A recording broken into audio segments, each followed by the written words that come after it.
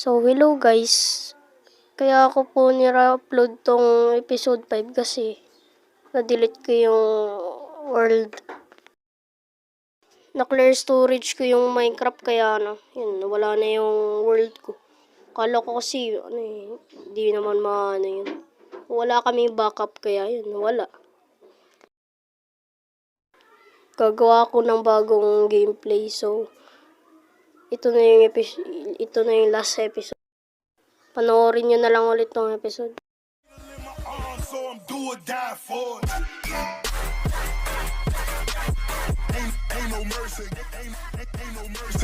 Hello guys, ito na yung episode 5. Sa episode na to gagawa ako ng isang farm tsaka isang trading hall. Unahin sana natin yung trading hall kaso nawala yung footage nito eh. Lagyan na din natin ng design yung trading hall.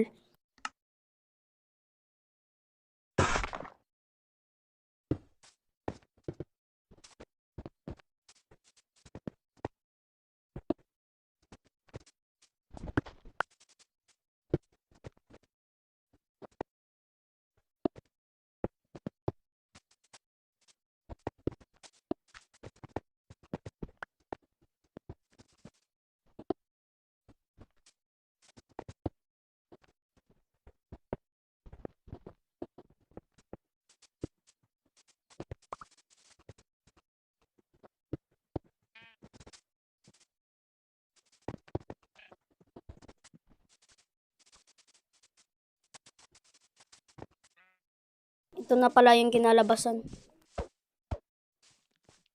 Magta-transport na lang ako ng villager tsaka gagawin na din yung farm.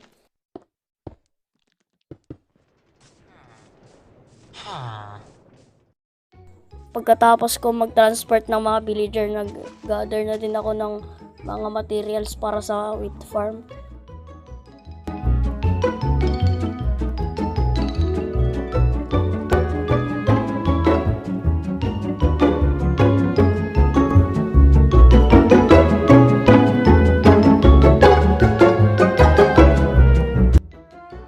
I-build na natin ang wheat farm.